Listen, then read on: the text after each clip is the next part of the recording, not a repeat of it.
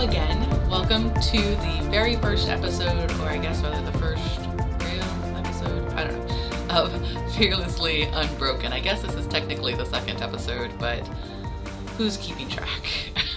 It's bad when you've already lost track, right? Alright, so my name is Dr. Taylor Luster, and I am a doctor of chiropractic in San Antonio, Texas. My practice is called Sanctum Chiropractic, and I decided recently to do this podcast because, like I said in the intro, I have lots of amazing stories to share, but more than that, I know so many people that have profound stories that need to be shared. So that's where we're going with this. But there is a need, I think, for this first video so you know who I am. Because as your host, I think it's going to be significant to at least know where I'm coming from on some things. So with that said, I guess we're going to be having a lot of talk about me, which is super uncomfortable, but I guess that's where we're going. So cool. So like I said, my name is Dr. Taylor Luster. I kind of do a different type of chiropractic than a lot of chiropractors that you've probably seen. My style is Tao style technique chiropractic, and then also I use applied kinesiology. So applied kinesiology is this muscle testing that is neurologically specific. And this is a very difficult concept to explain, and I don't necessarily want to go into it in depth here, but I have lots of videos on it on my website and on YouTube and on Instagram and on Facebook and on TikTok. So all of the things. But basically it is this technique where you can use your nervous system to search for more complex answers to more complex situations. And it's one of those things you really kind of have to experience, but it is truly profound, and I have seen some of the greatest healings and stuff from that. So it's a very, very complicated technique, and not a lot of chiropractors do it. I am also certified in acupuncture. I have a master's in nutrition. I am Reiki master certified and Webster certified. So there's a couple of things in there, upper cervical technique. So basically, if there was techniques that I tried to, or seminars for them, I tried to learn as much as I could, as quickly as I could, because I just wanted to really understand what I was doing. All of these techniques, though, are designed to come at you from a full system approach. And this approach is, you'll understand more of it when I tell you some of my backstory with it. But this approach is designed to really see you as a full body, a full person, a full system, and everything that affects it, and then really be able to target based off of that what works best for you and whatnot. So every person is truly tailored to how what your care plan looks like.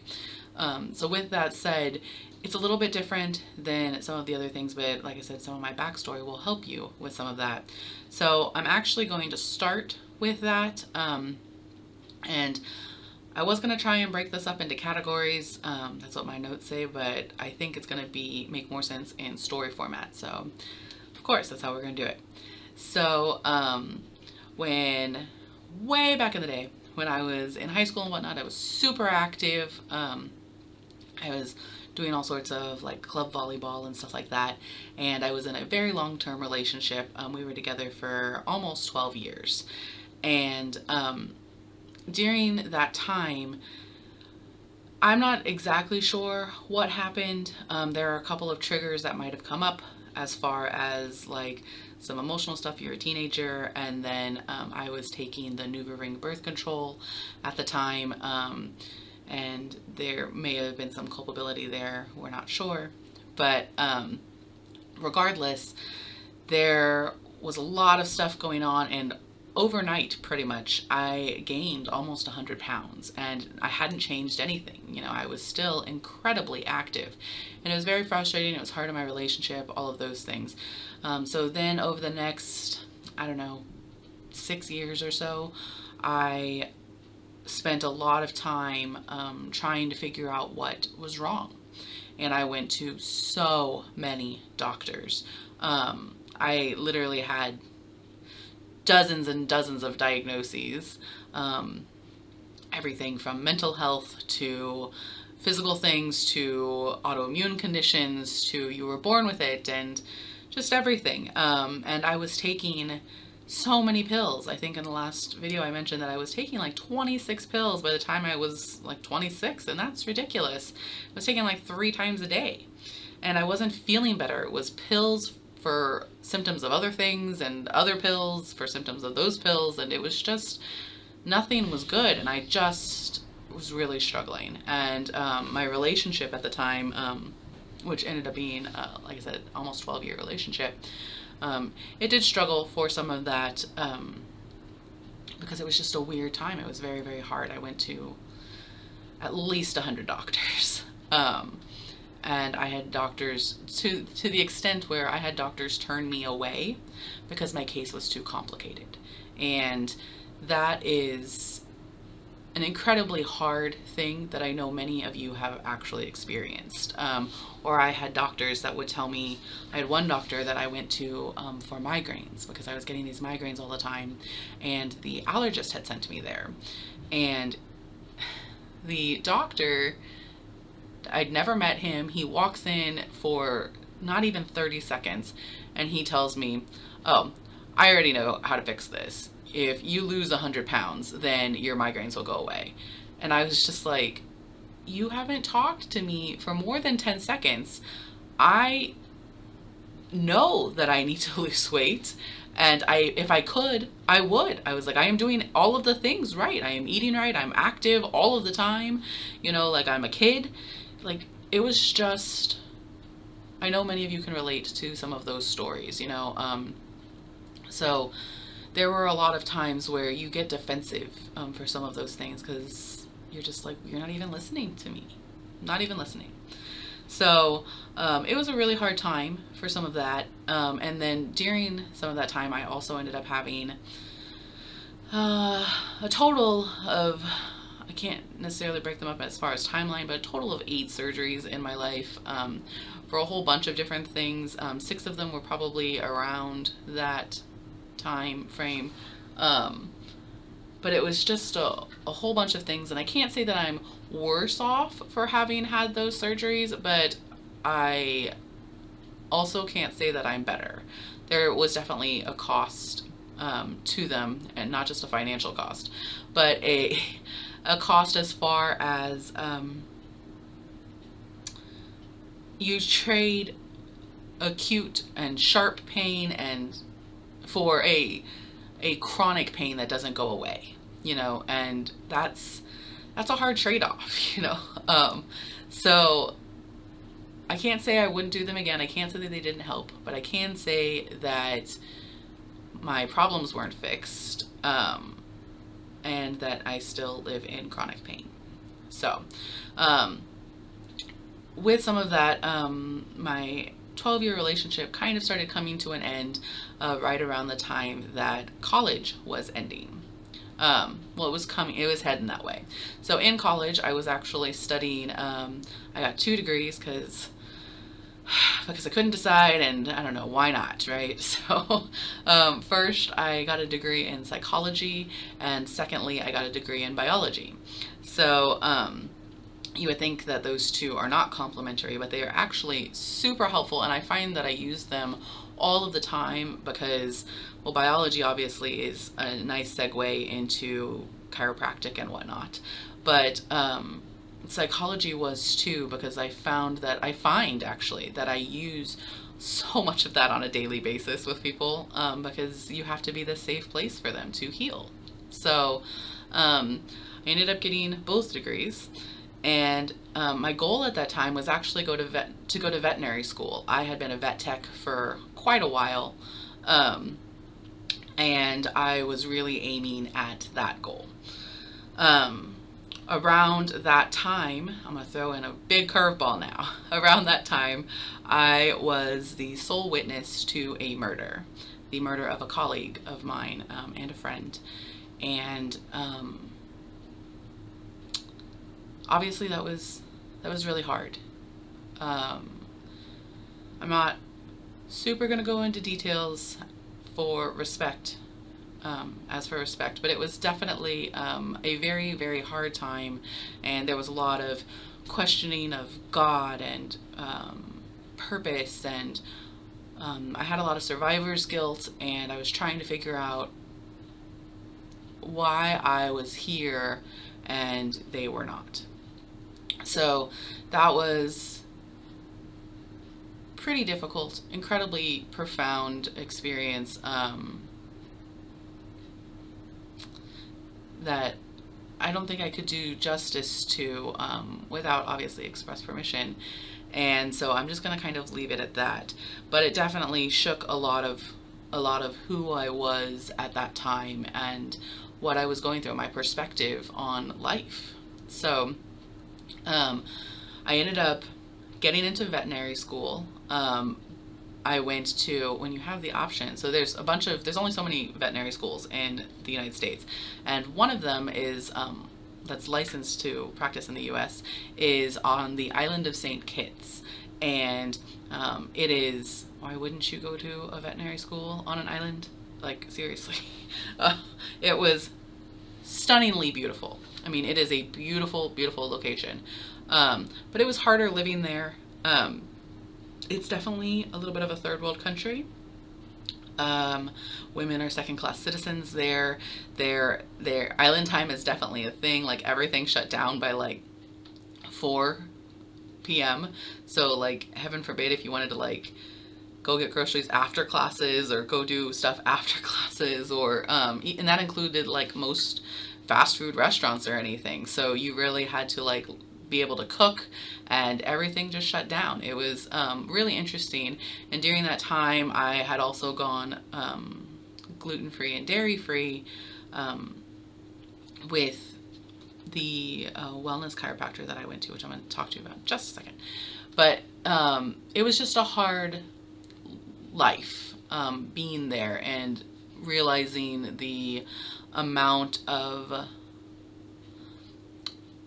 I don't want to say like high maintenance, because that's not quite what I'm trying to get at, but I guess the amount of the difference in the poor of the United States versus the poor there, it was significant. And I realized like not everyone in the United States has AC all of the time or whatever, but like even just clean running water, you know, we had to boil it frequently.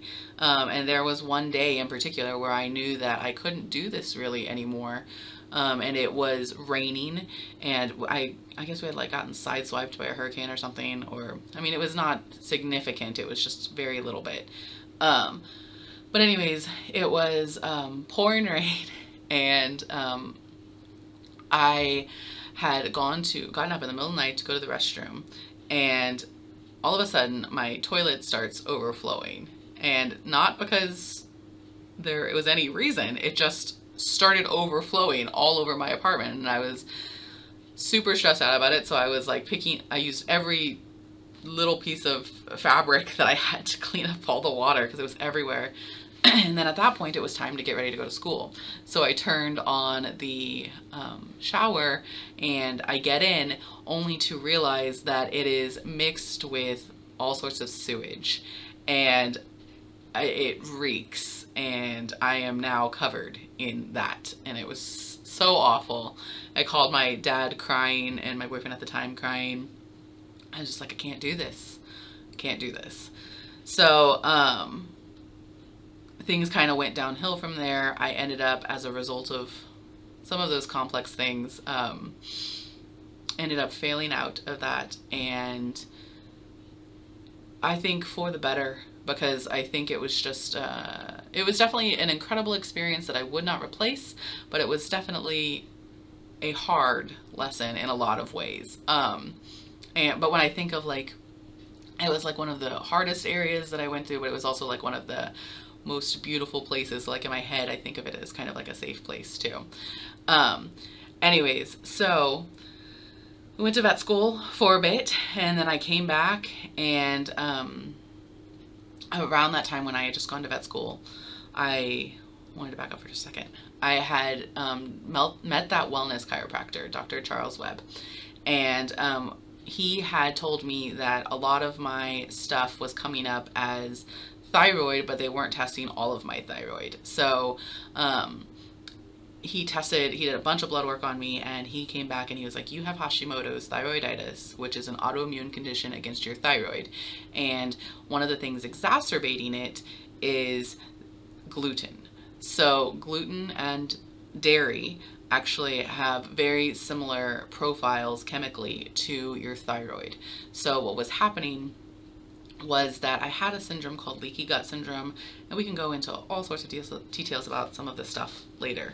But a syndrome called leaky gut syndrome, where basically the food that I was eating was punching holes in my intestines, and the food was escaping into my bloodstream. And once it was in my bloodstream, my body thought, oh my gosh, this is not supposed to be here, this is an invader, so it would attack it. And every time I would eat gluten and dairy and those would get into my bloodstream, my body would then go and attack my thyroid, because my thyroid looked like those two things.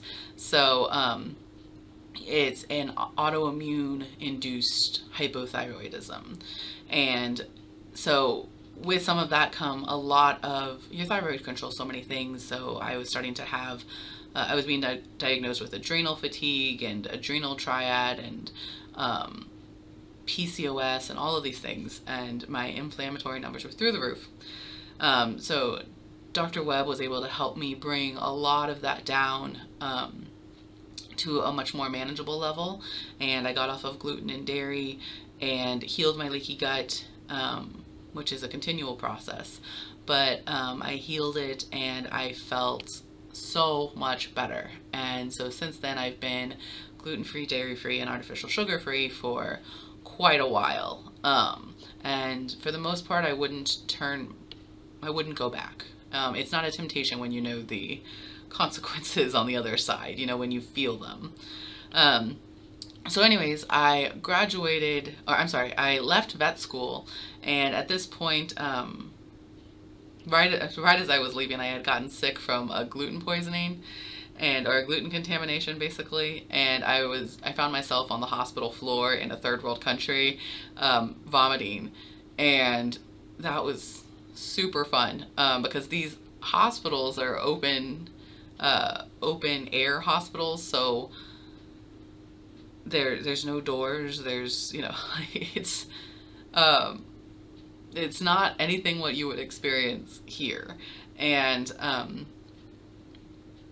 that was when it was just like, I am getting sick too much, I am constantly getting contaminated because they don't know, because that was a couple years ago, so at that time they didn't know what gluten was and all of these things, and I was getting sick and ending up on the floor in a third world country in a hospital.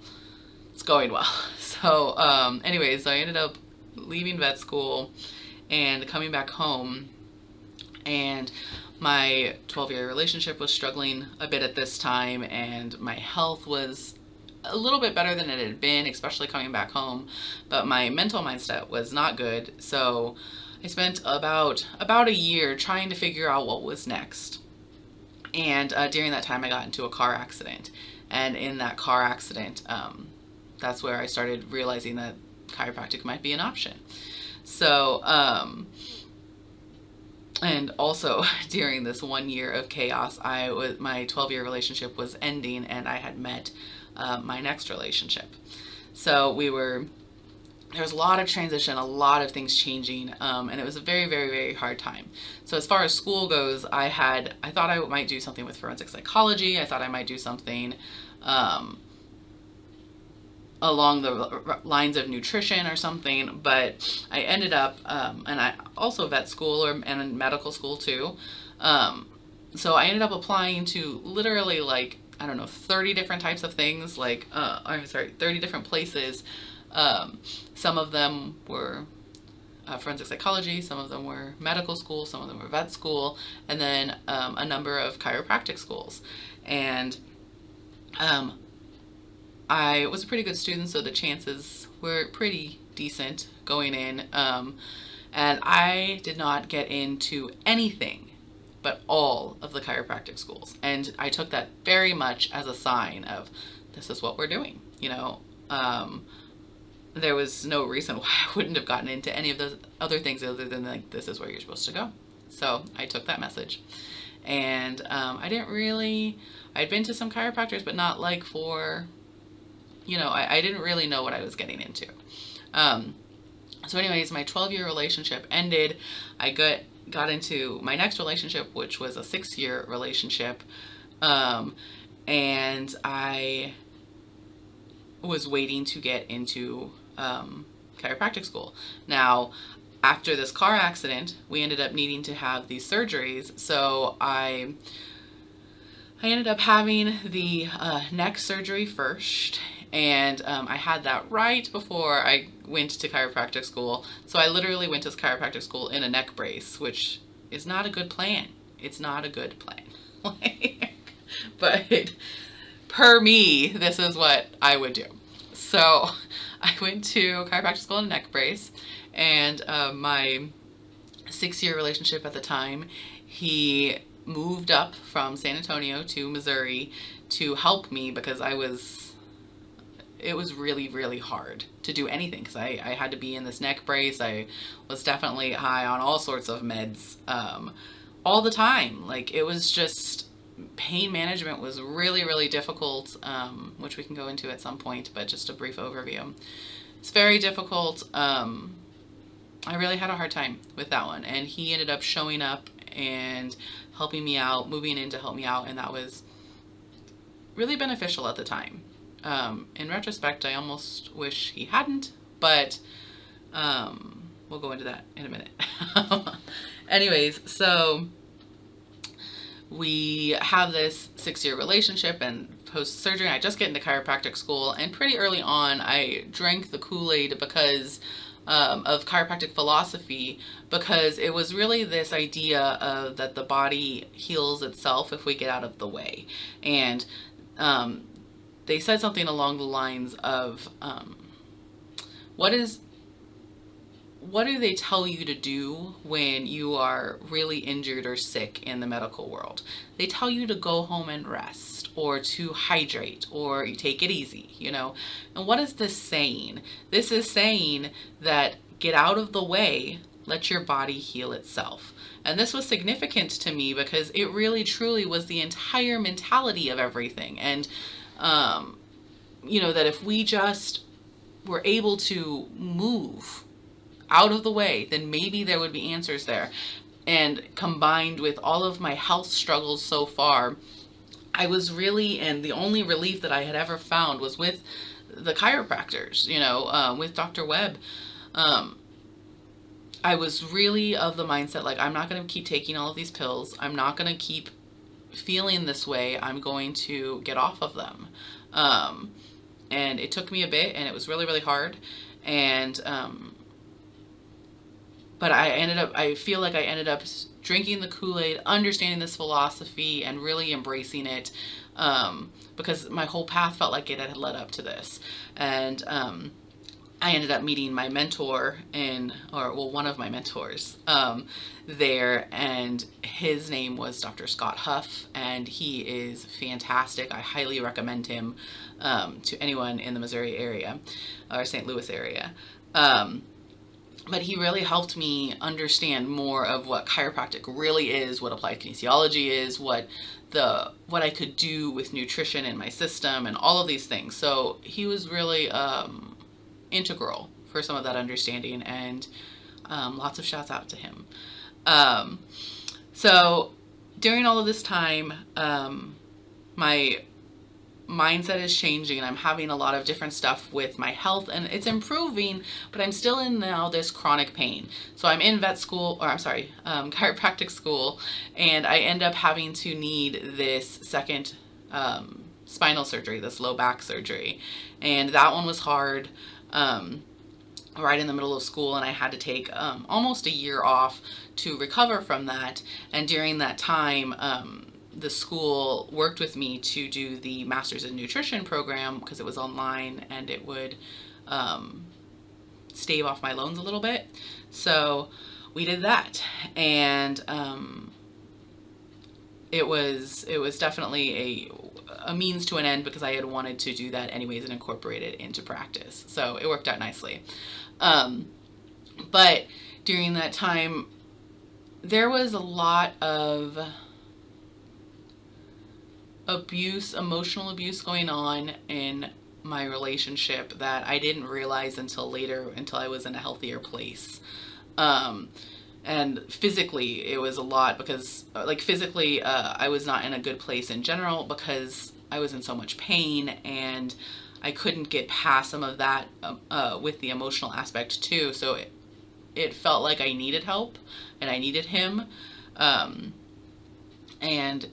it just kind of culminated into a really, really bad situation. So I was working with Dr. Huff a lot to bring down some of my chronic pain levels, and reel in some of my conditions, my Hashimoto's and adrenal stuff. And it was really going pretty well, but the emotional aspect of my relationship was really impacting a lot of things. And I really struggled to be healthy, because it was just such a hard, tumultuous time. And talking about emotional abuse is a hard thing, obviously. But it's important to be vulnerable about this. So I'm always open to whatever questions you have about this, and I'll definitely answer them. I have nothing to hide. But it's just kind of hard to give a big picture overview of that. So suffice it to say that this 6-year relationship got to a super dark place, and I was kind of isolated in Missouri, because it was just me and him for the most part, and I was away from my family, and he had made it so I didn't have a ton of friends to support me there. So I really, really felt alone, and I was in a ton of pain, and Dr. Huff was one of my only outlets, because he helped me a lot, like he made me feel better. And that was one of the few times that I actually felt better, was when I would go to his office and hang out with his office staff, who were fantastic, and get adjusted. So a lot of that is a big blur to me, because I don't even remember the first year or two of chiropractic school, and that's probably not something I should tell my patients, but it's out there now. But truly I don't, because a lot of it was so traumatic, and I don't even, there's lots of it that's very, very blurry. So it got to a super dark place, and I was incredibly suicidal. He played with my head a lot, and there were lots of times where I felt like I didn't have worth, or I didn't have value, and I couldn't understand why he was doing these things to me, but at the same time I felt like I deserved them. So there's a lot of twisted mindsets in those things. And for the record, nobody deserves that, period. But it was a really, really hard time, and I got into cutting, and that was difficult. That was really difficult. It was a release that, in a situation where you feel like you can't control anything, that is a way to control something, to control some level of pain. And I'm not condoning it, but I'm saying that it doesn't help you, or help people who are doing it, for you to tisk them or whatever. Understand that it is a coping mechanism, and it is a I am trying not to die mechanism. So I did that. I didn't do a lot of it, but I did some of that, and it was very much a cry for help, and people didn't hear me which was really difficult. And it got to a point where I was lying on the floor in my apartment, and I can't even tell you whether it was weeks or days or months or whatever, but it was a long time. And I would just lie on the floor all of the time, day after day, just staring at the ceiling, just waiting for him to come back and harass me some more, waiting to die, waiting to get better, something, just waiting. And I was hardly ever at school. I honestly don't know how I got through a lot of school. I don't remember so much of it, and it was really by the grace of God. But at that time, I was just super alone, and I was just waiting. And then one day, I happened, through a variety of circumstances, I had a long conversation with God. I had just done some things that were a little bit extreme. Like I had moments where I was like waiting at on my third story balcony, just like, should I jump? Should I not jump? Should I jump? Should I not jump? I had somewhere I was seriously considering, taking cutting a whole nother level, or taking pills or whatever.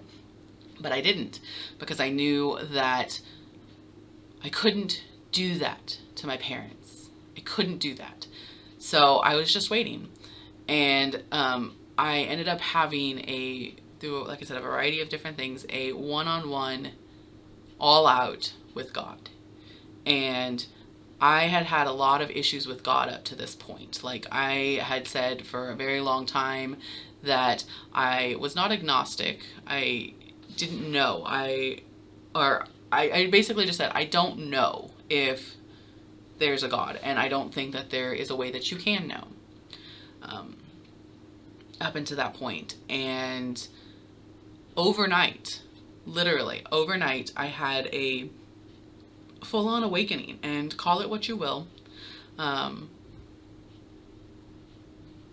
He came and he talked to me, and I told him it was now or never. You were gonna lose me.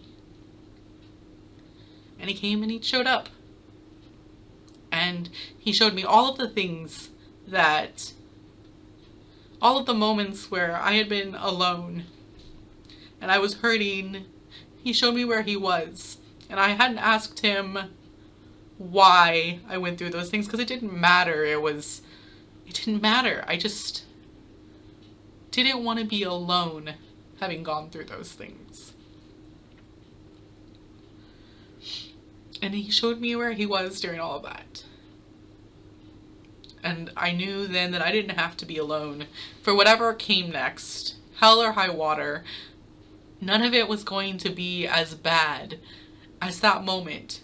That moment of feeling that I was completely alone and I just wanted to die, and that I deserved what had happened to me.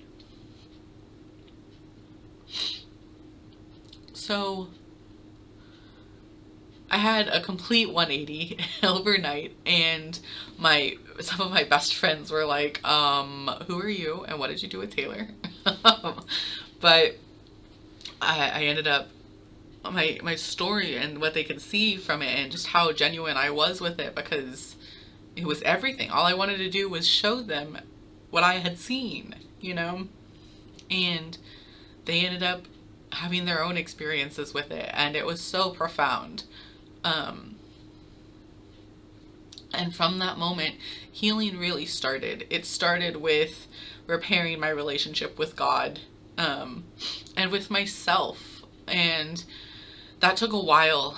And some of our guests were integral in that process, and during that recovery process, my ex was that 6-year relationship, he was kind of stalking me a little bit, and I had found out that he had been like cheating on me for years, so that was cool.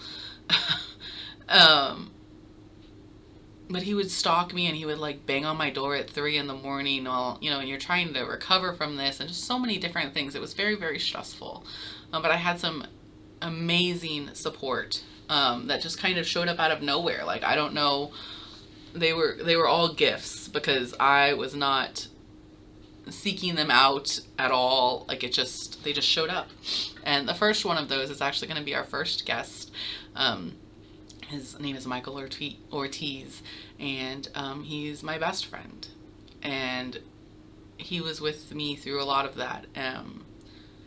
And we're going to interview all of those people, but the integral ones were, of course, Dr. Huff, Jordan Kirsch, Jackie Huff, Michael Ortiz, Michael Samaniego, Hiram Spells, Chloe Skidmore, Megan Hardgrove, sorry, and Shelby Carter. Those were pretty significant people, and I'm sorry if I'm forgetting any, because there were so many that just came up, and they were so paramount at that time. And Christy Church, of course, Christy. But anyways, our first two guests are going to be Christy and Michael Ortiz, and I will have the other ones on for sure, because it was such a profound experience for me, and some of what they went through with it, and then their own experiences with things. It was just really profound. But Michael Ortiz, he forced me to start looking at relationships eventually, and he was just like, he's married, so that was not what I meant by that, but and his wife Amanda is awesome, but he was like, you really have to start looking at dating again. And I was like, I'm not ready, I can't do this. And he was like, you have to do this. And so I started, and online dating, don't recommend it, not fun, but I did meet some incredible people, and two in particular really were significant for my healing process during that. The first one I met was Don Salinas, and he was really profound, because he was able to be the first person that I went on a date with afterwards, and totally had a panic attack about it, and he was fantastic. But they were both really helpful in managing some of my PTSD and stuff afterwards. And then the man that I am currently in a relationship with, Michael Samaniego, he since then we've been together about 3 years, something like that. He was really integral in putting me back together. I can't say that because I did it, and me and God did it. But he was integral in showing me that not all men suck, besides, my dad or my brother or family or whatever, but that not all men suck, and that there was healing to be done on all fronts for all people, and that I could extend this and be who I wanted to be and shine my light and all of these things. And he was truly, truly profound for that. So we're going to have a lot of these people on here because it's just significant, but I really wanted to give you this backstory of me. So, because I have all of these different things that are crazy stories that I will probably reference and maybe talk about again, I don't know. But if you don't understand where I'm coming from as far as the emotional stuff that I've been through, the traumas, the emotional abuse, the murder, and the healing that took coming out of that, the chronic pain also, and then the medical side of where I come from that, having had so many things that failed me, and now being at a place where I still have issues, but I feel better than I felt for so many years. For the last 10 years, I feel better than I felt for the last 10 years, and I'm not really taking anything other than like bile salts to support my gallbladder, and sometimes vitamin D and stuff. But I had so much of it changed because I took the basics. Getting rid of some emotional stress was obviously a huge one for my health. Getting enough sleep, eating well, all of those things. And I've just never felt better.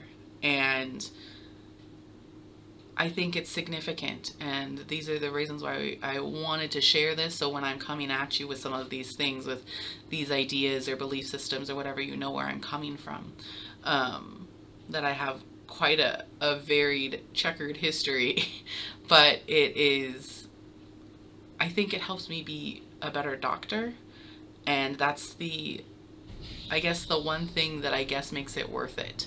Because when you go back through this and you're like, God, why did I have to go through all of these things? Well, if it makes me a better doctor, then it's almost worth it. It's hard to say it's completely worth it because it sucked, but it's almost worth it. And I think that as I go through more and more, I will see the real value of it.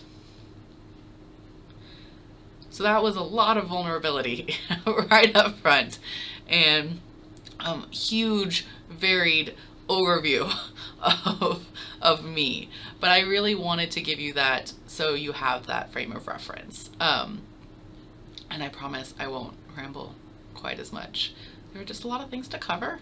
So, like I said, our next video or podcast episode, I guess, will be with Mr. Michael Ortiz. And I don't know if Amanda's coming on, but anyways, at the very least with Mr. Michael Ortiz. And then after that will be Dr. Christy Church. And they are definitely incredible, so I can't wait to bring that to you. I think that I've babbled enough. I cannot wait to bring more great content. I hope that that gave you some perspective, because I think it's going to be pretty integral to our conversations going forward.